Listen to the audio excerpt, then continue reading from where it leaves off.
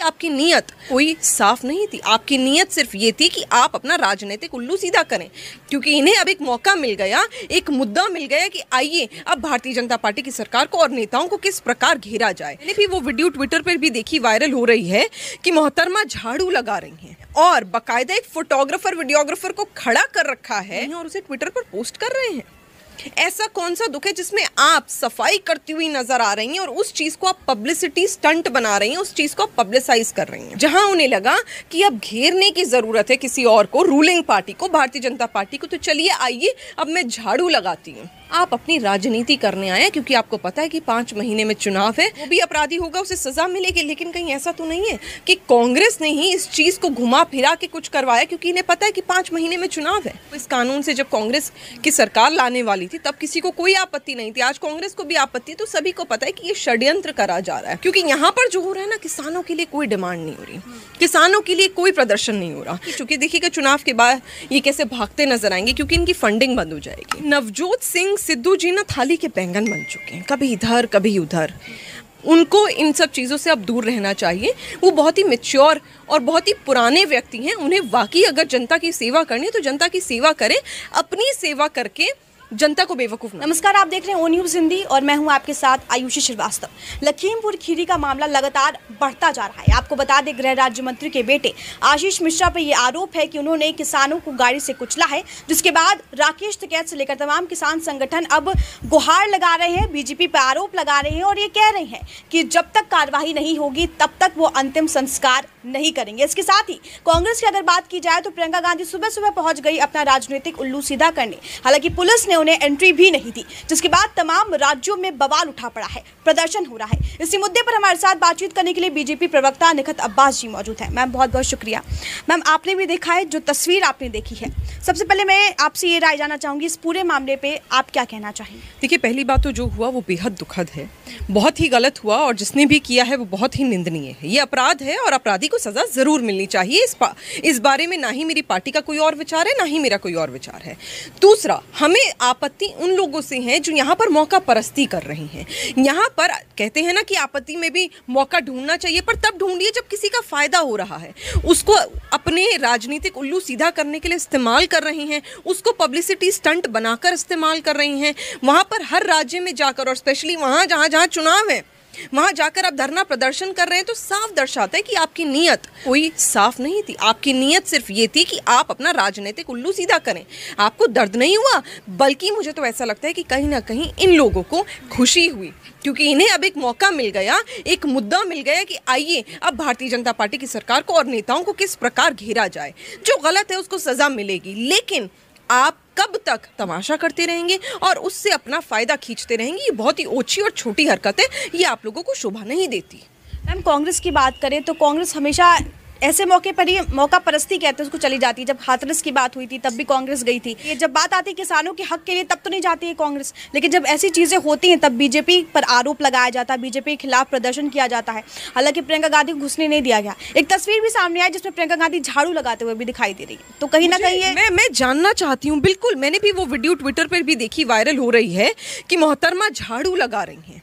यहाँ पर आप देखिए कि दुख का समय है किसानों के लिए भी और उनके परिवारों के लिए भी, जो हम समझते हैं।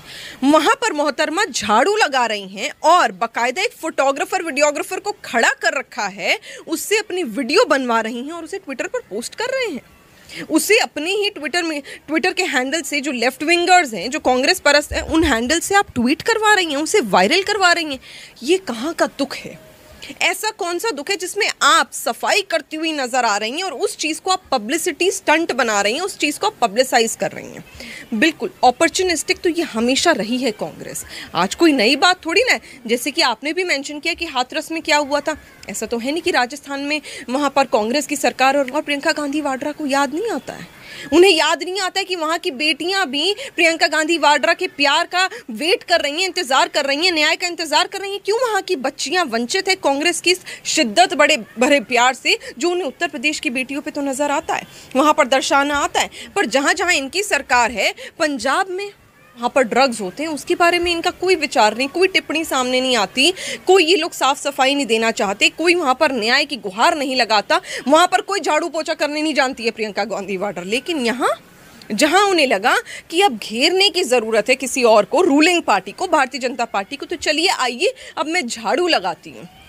जिन्होंने इतना मौका ढूंढ लिया, मैं कह रही हूँ ना, मतलब इससे छोटी और ओछी राजनीति नहीं हो सकती। और साफ दिख रहा है, जनता समझ रही है कि आप यहाँ पर किसी की मदद करने, किसी के न्याय की लड़ाई करने नहीं आए हैं, आप अपनी राजनीति करने आए हैं, क्योंकि आपको पता है कि 5 महीने में चुनाव है। और मुझे तो ऐसा भी लगता है कि ये सारा खेल ही उल्टा हो। ये भी हो सकता है कि कांग्रेस के कुछ नेताओं ने ये काम कराया हो। अभी हम भी देखिए, ये चीज़ क्लियर नहीं है। जब क्लियर होगी, कार्रवाई होगी, तो निष्पक्ष जांच आएगी, जो भी अपराधी होगा उसे सजा मिलेगी। लेकिन कहीं ऐसा तो नहीं है कि कांग्रेस ने ही इस चीज़ को घुमा फिरा के कुछ करवाया, क्योंकि इन्हें पता है कि 5 महीने में चुनाव है। तो घी अगर सीधी उंगली से नहीं निकाल पा रहे हैं, तो वो पुरानी कहावत है कि टेढ़ी कर लेते हैं, तो वो टेढ़ी करने की कोशिश है और कुछ भी नहीं। आपको क्या लगता है ये चुनावी स्टंट है? क्योंकि राकेश टिकैत भी वहाँ धरने प्रदर्शन पे बैठ गए हैं लखीमपुर खीरी में, प्रियंका गांधी वहाँ पहुँच गई, अखिलेश यादव को अरेस्ट कर लिया गया, हाउस अरेस्ट कर लिया गया है।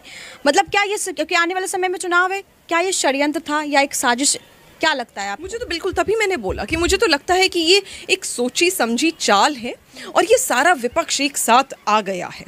विपक्ष के साथ जो नेता, जो किसान का भेष धारण करके इतने टाइम से प्रदर्शन कर रहे थे जो लॉ के खिलाफ, वो लोग भी साथ आ गए हैं। ये इतने टाइम से क्यों नहीं भड़की?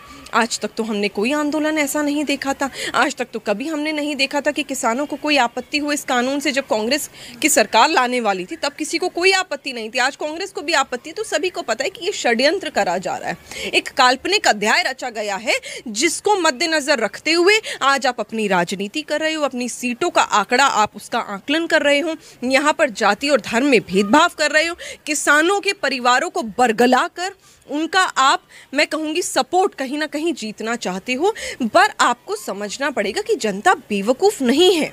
जब आप ये ऑल ऑफ अ सडन, और प्रियंका गांधी वाड्रा तो माफ़ करिएगा पर फेमस हैं पैराशूट नेता के नाम से, जब आप सिर्फ और सिर्फ चुनाव के समय, या फिर कोई ऐसा लगता है कि जब किसी और के राज्य में, उनके राज्य में नहीं, उनके शासित राज्य में नहीं, कांग्रेस शासित में नहीं, पर भारतीय जनता पार्टी के शासित राज्य में जब कोई ऊपर वाला ना करे कोई दिक्कत हो जाती है, तभी आपका खून खौलता है।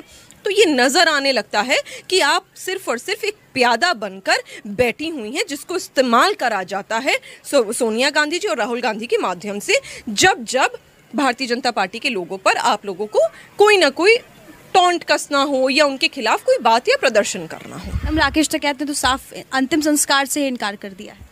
देखिए, राकेश टिकैत जी को ये बात समझनी चाहिए कि जब वो अपने आप को किसान कहते हैं ना, तो आज उन्हें न्याय के लिए लड़ना ज़रूर चाहिए, लेकिन ऐसा कुछ नहीं करना चाहिए कि लोगों के साथ इतना बुरा हुआ, उनके परिवारों के साथ आप इतना अभद्र व्यवहार कर दे कि आप कहते कि अंतिम संस्कार नहीं होगा। आप क्या चाहते हैं? उनके पार्थिव जो शरीर हैं उनके साथ आप क्या चाहते हैं कि वो सड़ जाएं, लोग उनका तमाशा देखें? आपको शर्म आनी चाहिए। उसके जो अपराधी है, दोबारा दोहराऊंगी, उसके खिलाफ कार्रवाई होगी, और कोई भी व्यक्ति हो, ये भारतीय जनता पार्टी की सरकार है, उसके खिलाफ कड़ी से कड़ी कार्रवाई भी होगी और वो सलाखों के पीछे भी होगा, चाहे कोई भी हो। लेकिन आप यहाँ पर बैठकर राजनीति करेंगे और हम चुप रहेंगे, ये कतई मत सोचिएगा। जो लोग अपराधियों को सजा देते हैं ना, उन्हें ये भी पता है कि अपराधियों को बढ़ावा देने वालों को सजा कैसे देनी और उन्हें चुप कैसे करना। क्या उन्हें एक मुद्दा मिल गया है चुनाव में लड़ने का? बिल्कुल बिल्कुल बिल्कुल। और आप देखिएगा, ऐसा ना हो, जो मैंने पहले भी कहा था आयुषी, हम ये बात बहुत बार डिस्कस भी कर चुके हैं, कि ऐसा ना हो कि पंजाब या उत्तर प्रदेश, वैसे तो उत्तर प्रदेश के हैं जनाब, मुजफ्फरनगर से, हमारे ही घर के इलाके से हैं, ऐसा ना हो कि टिकट लेके वहाँ पर लड़ रहे हो। सपा भी दे सकती है, कांग्रेस भी दे सकती है, और मुझे तो लगता है कि कभी कभी ये किसान आंदोलन वाले अपनी पार्टी ना खड़ी कर दें, क्योंकि यहाँ पर जो हो रहा है ना, किसानों के लिए कोई डिमांड नहीं हो रही, किसानों के लिए कोई प्रदर्शन नहीं हो रहा, क्योंकि किसान तो परेशान है ही नहीं। आप, मैं न जाने कितने पत्रकार गए हैं और जाकर जो वाकई ज़मीनी स्तर का किसान है उससे बात करिए इस कानून पर, और किसानों ने कहा है कि उन्हें इस कानून से कोई आपत्ति नहीं है, जबकि वो तो खुश है कि मिडिल मैन अब बीच में नहीं है। अब उनको, और सबकी MSP तो अभी हाल ही में बढ़ी है, शुगर केन पे भी बढ़ी है, तब आप लोग कुछ नहीं कहते। तो सभी को पता है कि ये किसान नहीं है, किसान का भेष धारण कर कर वहाँ पर नेता विपक्ष बैठे हुए हैं और वहाँ पर राजनीति कर रहे हैं। आज नहीं तो कल, जब जनता इनका सच जान जाएगी ना, जो आधी जनता जान भी चुकी है, देखिएगा चुनाव के बाद ये कैसे भागते नजर आएंगे, क्योंकि इनकी फंडिंग बंद हो जाएगी, क्योंकि अभी फंडिंग हो रही है विपक्ष से। तब मेरे को लगता है तब इनकी रूह कांपेगी, और तब जनता को जवाब ये कैसे देंगे मैं नहीं जानती। राकेश टिकैत ने ये भी कहा था कि बीजेपी अब आने वाले समय में पत्रकारों को टारगेट करेगी। क्या बात है, पत्रकार टारगेट महाराष्ट्र में होते हैं, वहां पर रातों रात पत्रकार को, और अर्नब गोस्वामी का किस्सा क्या हम भूल गए, पत्रकारों को उठाकर जेल में डाल दिया जाता है, वो भी इतने बड़े पत्रकार। प्रदीप भंडारी के साथ क्या हुआ, वहां शाहीन बाग में पत्रकारों के साथ क्या हुआ। आप खुद गई होंगी, अगर शाहीन बाग आयुषी और आप कहीं किसी और प्रदर्शन में गई होंगी तो आप लोगों के साथ किस प्रकार का बर्ताव होता है। अभी चित्रा त्रिपाठी के साथ क्या हुआ, ये सब हमें दिखता नहीं है।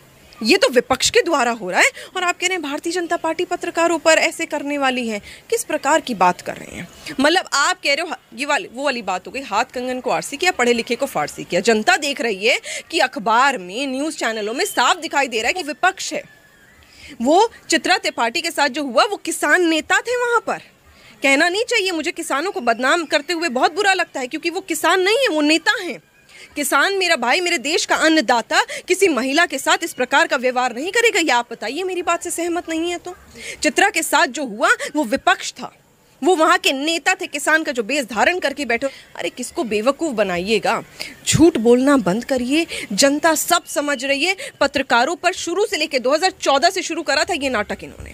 2014 से लेकर ये गोदी मीडिया का जो नारा आप लोग देते हैं ना, ये आप लोग देते हैं, विपक्ष देते हैं, क्योंकि आपके काले चिट्ठे जनता के सामने अब आ गए। और जब पत्रकार खोलता है तो आपको चिढ़ होती है। तो और ये मुझे पता है तब तक होता रहेगा जब तक भारतीय जनता पार्टी की सरकार बनी रहेगी। मैम, आपने पंजाब का भी जिक्र किया, तो नवजोत सिंह सिद्धू जो अपने पद से इस्तीफा दे चुके हैं, वो भी आज प्रदर्शन पर बैठे हैं। उन्होंने भी कई आरोप लगाए हैं बीजेपी के ऊपर। आप इस चीज़ को किस तरह?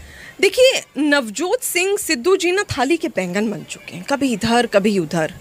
मतलब मुझे समझ नहीं आता कि वो किस प्रकार की राजनीति कर रहे हैं। मतलब ऐसा कौन सा व्यक्ति होता है जो कहता है कि मैं जनता का सेवक बनना चाहता हूँ, और कभी मंत्री पद के लिए इधर, कभी मंत्री पद के लिए उधर, कभी उधर कभी इधर के ना आप चलते रहते। आज भी आप वही कर रहे हैं। मतलब आपको अब इस चीज़ को छोड़ देना चाहिए। ये कैसी ओछी चीज़ है। आप अभी बने थे अध्यक्ष, वो भी सबको पता है कि चीख चिल्लाकर, गुस्से में लड़कर आप बने थे।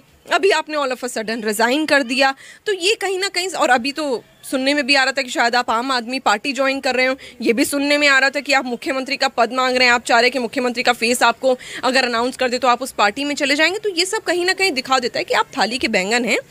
उनको इन सब चीज़ों से अब दूर रहना चाहिए। वो बहुत ही मैच्योर और बहुत ही पुराने व्यक्ति हैं। उन्हें वाकई अगर जनता की सेवा करनी है तो जनता की सेवा करें, अपनी सेवा करके जनता को बेवकूफ़ ना बनाएं। बहुत बहुत शुक्रिया इस मुद्दे पर हमारे साथ बातचीत करने के लिए।